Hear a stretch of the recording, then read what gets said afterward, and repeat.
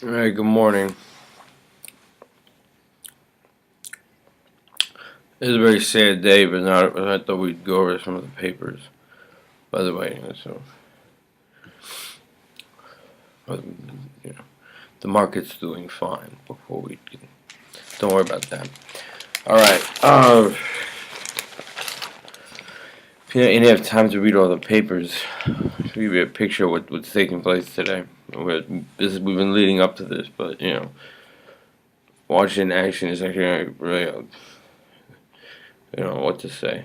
For the program to extend unemployment to people who have no other access to money except that in this situation, today's the day. Well over 1 million people are going to lose with basically a small amount of money that was keeping them afloat. It's not clear how they're going to eat, by the way. All right, but that's actually what's particularly alarming is this. This is what's actually taking place in the legislature. If you support with the, let's just find out. This is what's taking place in the legislature. They're considering, seeing if they can. They're considering. This is what they're still. They're not sure if they could reach agreement even on this, which would be to extend unemployment 3 more months. Even that, they're deadlocked. Okay, but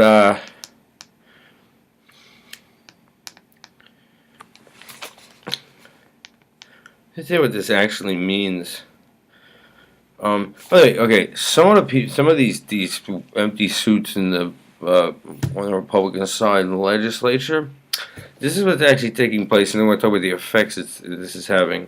Okay, but apparently, what's happening is that some of them are saying, "Hey, look, they'll only support the extension if spending cuts to cover the program were made elsewhere."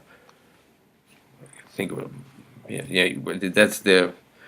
But we had this thing with their government spending and smaller government. I mean, so I'm not even sure what they think it has. But they're talking about the marginal effect on the economy of such things. But they're negotiating over that. Well, yeah, I mean, you can find something else to cut, but they're holding the thing up, perceived like what. It must be mindless. It's not gonna make a difference one way or another, and certainly not in the markets or anything.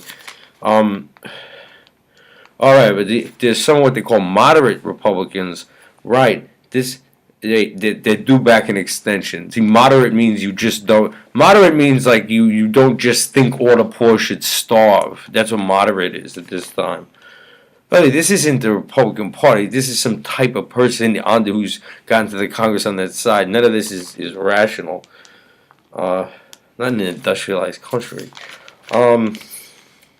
Anyway, by the way, what's available? We've already talked about the fact that were someone to find work, they say there's 3 people at every one spot. The one spot for what? Yeah, jobs in retail, the cash register, security guard, $6 an hour. I mean, that's what's available to the extent that someone can find it when there's three job seekers to every position. But you probably do better living on unemployment at this time.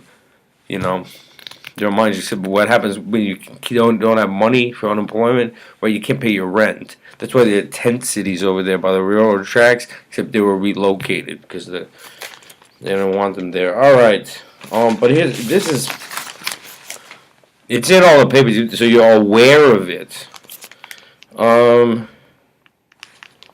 What's going on? Right, but what's this happening? But it explains how we got to say. Right, the extension on unemployment didn't make it into the 2-year budget deal that was passed just before Congress left its winter recess. What were they making? What was they were making deals and that they couldn't get that in? What was going on behind closed doors? I mean, really, this is all right. Look, but here's the thing: it's actually going to have harmful effects on the economy. According to this, studies that shows harmful effects that this many people will have no money at all. But the fact is, because there's studies being this thing with the studies, you got spoiled brat academics in some of these institutes doing studies to counteract the studies that show this is actually going to have a bad effect on a harmful effect on the economy. We're not going to deal with that because the spoiled brats and all these American enterprise that come out with studies countering them. So I don't want to talk about what kind of academics those are that went into those type of positions or why they do studies like that. But this is what's interesting. What a serious economist said. He said not extending unemployment to desperate people. He said it defies economic sense, it defies precedent, and it defies our values. Defies economic sense, defies all precedents before it, and it defies the values of our country. It's true. Yeah, I don't want to live in a country with the social structure of South America. I don't want to be a part of a country like that. But if you support this, I don't know how sick you are. But let's say the actual what's in some of these papers. You want to know the effects on people. See here, first of all, what does it mean to be that you're bouncing back and forth in unemployment or looking for work that's not available that would pay minimum wage? Okay, what kind of situations are such people in? I'm not in such a situation, but it's good to know what situation they're in when you're supporting part of the political class. You think it's rational to not extend that kind of assistance. Yeah, this one here is a story about her. She meets the guidelines in the Medicaid to get a certain kind of phone service. But the new charge is $5, so she's going to have to decide whether she wants to forego the phone bill or her medication. She doesn't have money for both. The phone bill or the medication, can't pay for both. That's what it's like to be in a situation where you need federal assistance. I know what you're picturing when you go cultural dependency and all that. What do you think? A bunch of slobs living off the state. The markets are doing fine, my friend. And this isn't republicanism, whatever is going on.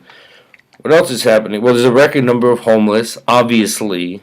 But here's the thing: what's going on if you can't pay your rent and you got to be evicted? Well, here's what's actually taking place as far as that. Because there's a record number of people in that situation, there's long waiting lists for warm beds in city shelters.